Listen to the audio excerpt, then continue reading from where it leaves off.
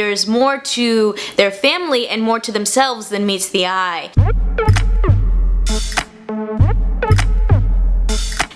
It's Kristen, and today we are talking about the first season of Netflix's new show, October Faction. The story is about monster hunters Fred and Deloris Allen, who, after the death of Fred's father, return to their hometown in upstate New York with their teenage children, Geoff and Viv. Fred and Deloris have to hide their identities as members of this secret organization, and we learn that there are even more secrets in this small town than it seems. Consider subscribing if you like my videos, and drop down in the comments and let me know your thoughts on October Faction. We're following the story of monster hunters who we think kind of know what's up, but as we continue on with the series, it turns out that they're sort of blindly following this secret organization, not really knowing what's really going on. And I think one of the more interesting aspects of this show was kind of realizing that, you know, there's sort of this fear of the unknown, and these monster hunters are trying to kill these monsters that are not really necessarily monsters. You know, they might be living in their own society, doing their own thing, not bothering anyone, but because they're afraid of,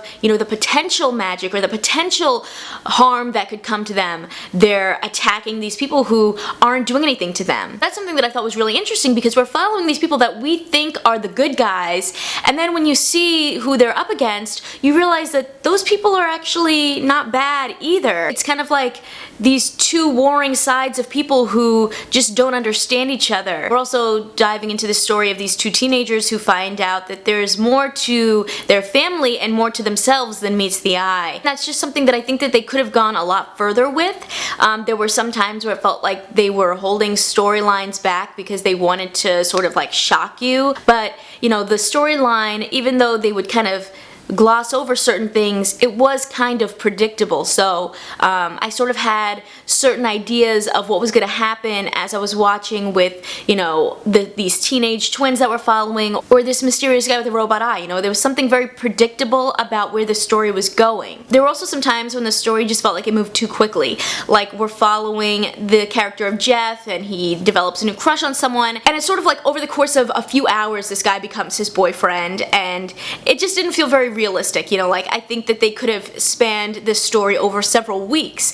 You know, there were just things like that that just didn't really work for me. One of the more frustrating aspects of this show to me was the dialogue, and because of that, sometimes it made the acting seem very inauthentic, very unnatural. There were times when the actors would say certain lines and they felt like they were just written very heavy-handed, where I remember in the first episode thinking, wow, they're making Viv say so many words. It felt like they were just trying to make things so witty or so full of pop culture references or so smart that I just felt like the words would get jumbled in the person's mouth, and it was very unnatural to watch them trying to say the lines. I just felt like people were saying words that, like, people don't say in real life. Like, people just don't use those words, and I think that they could have benefited from just toning it down a little bit and trying to have people speak a little bit more naturally. I do think that the cinematography and the editing and even just the set locations were really well done. They had this beautiful mansion that the Allen family lived in. There was a lot of beautiful, like, outdoor scenes, particularly in the woods, so I think that they did a really excellent job with that. Overall, though, the show was pretty average. Over time, it did get a lot better.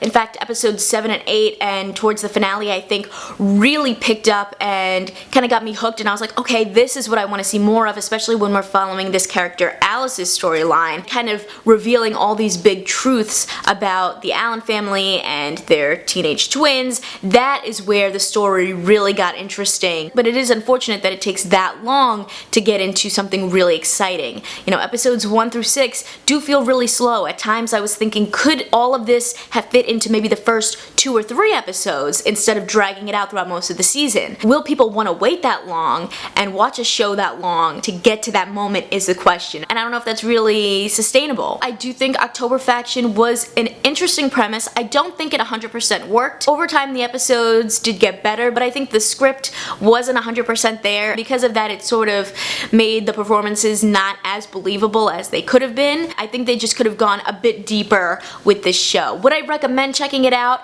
I think if you're the kind of person that's like, I really love supernatural monster hunting shows, maybe this is something you're interested in. Although, like I said, it takes a really long time to get into it. Not 2 or 3 episodes, but like 7 or 8 episodes, and then the show's almost over. So this is one that I wouldn't necessarily recommend. If you have other shows that you're more interested in, go for those first, because I do think this one is lacking a bit. If you guys like this one, you can check out more of my Netflix reviews right over here, and I will catch you guys in my next video.